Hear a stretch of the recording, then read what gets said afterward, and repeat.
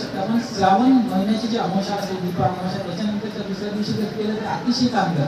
ज्याच्या जीवनात असंख्य म्हणजे ज्याच्या जीवनात जटिल समस्या असतील, मुलाबाळाचा प्रश्न असेल, पुत्रप्राप्ती, संतान प्राप्तीची समस्या असेल, किंवा कौटुंबिक हिंसाचार, कौटुंबिक अत्याचार, काय म्हणतात आर्थिकदृष्ट्या कोणता एखादा प्रश्न जटिल असेल, आर्थिक समस्या असतील, आजार पण असेल, जे आता उपाय करून थकून गेले आणि त्या गोष्टीचं त्यांना कुठंच असं सोल्युशन भेटलेलं नाही किंवा समाधान भेटलेलं नाही किंवा काय म्हणतात त्याला उपाय भेटलेला नाही, त्यांच्यासाठी खात्रीशीर उपाय सांगतो.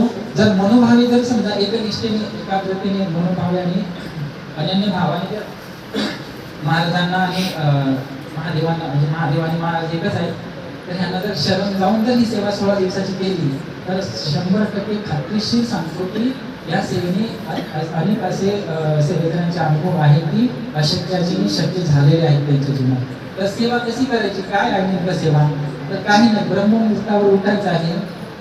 शिवलिंगाच्या मंदिरात आजूबाजूला असेल तर अतिशय चांगलं, मंदिरात कारण पवित्रता असते, तिथं जायचं, आंघोळ वगैरे करून आपली बेल वाहायची. आधी काय करायचं की शिवलिंगाला जे आपलं काय म्हणतात पंचामृताने वगैरे स्नान करायचं, साध्या पाण्याने स्नान करायचं, पांढरा गंध, पाणी फुटून बेल वगैरे घेऊन जायचं सोबत. तर नंतर काय करायचं, शिव अष्टोत्तर शतनामावली आपल्या नित्यसेवा पुस्तकात आहे, ती वाचायची. एक नाव घ्यायचं, एक बेल चढवायचं. बेल चढवायचं ती तुम्हाला काही सांगायची गरज नाही, तो मऊ भाग असतो तो शिवलिंगाला आला पाहिजे, अशा प्रकारे तुम्ही ते बेल वाहायचं.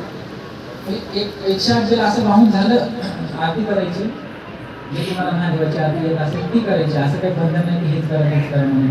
जे असेल साधी बोली सेवा करायची. त्याच्या आधी संकल्प घ्यायचा, पण संकल्प आपण जे पाण्याला वगैरे घेतो तसंच. आता पाणी घ्यायचं, मी माझं हे पूर्ण नाव, माझं गोत्र हे, मी श्री स्वामी समर्थ महाराजांच्या सेवेकरी, माझे नाव हे, गोत्र हे, मी इथे राहणार, माझ्या घरातील ही समस्या जे काय असेल पाहिजे, ही समस्या दूर याचं म्हणजे निवारण व्हावं, हे संकटाचं निवारण व्हावं म्हणून केंद्रातून मिळालेल्या मार्गदर्शनाप्रमाणे परंतुचे गुरु मार्गदर्शन, परंतुचे गुरु आई यांच्या आज्ञा आशीर्वादाने आपल्या चरणी ही सेवा करण्याचा संकल्प घेत आहे.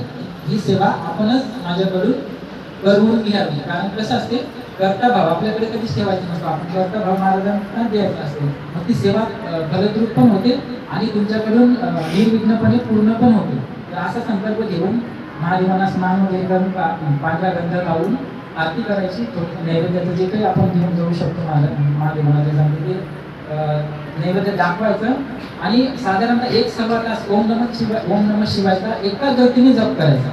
1-1.25 तास एकाग्रतेने असं जप करायचं की ते त्या दरम्यान तुमची एकाग्रता एवढी एकनिष्ठ राहिली पाहिजे, एवढी घट्ट राहिली पाहिजे की त्या शिवलिंग आणि तुम्ही म्हणजे महादेव आणि तुम्ही यांच्या दरम्यान कुठल्याही समस्या किंवा कुठल्याही किंतु परंतु किंवा घरचे विचार, आपण मंदिरात बसलो आहोत आणि आपले मन घरी आहे असं काही नाही.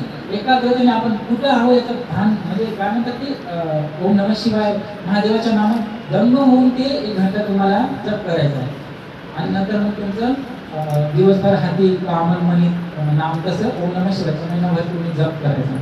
बऱ्याच लोकांचा अनुभव आहे की ह्या सेवेने बऱ्याच लोकांना पुत्रप्राप्ती, आर्थिक समस्या किंवा रोग असतील, आजार पण असतील, ह्या समस्या निवारण झालेल्या आहेत. कुठेतरी त्यांना मार्ग सापडलेला आहे. तर सगळ्यांनी ज्याला शक्य असेल त्यांनी करा. ज्याला जर खूपच जटिल समस्या असेल त्यांनी तर नक्कीच करा हे उपाय, कारण 1 वर्ष पुन्हा वाट पाहावं लागेल तुम्हाला परत.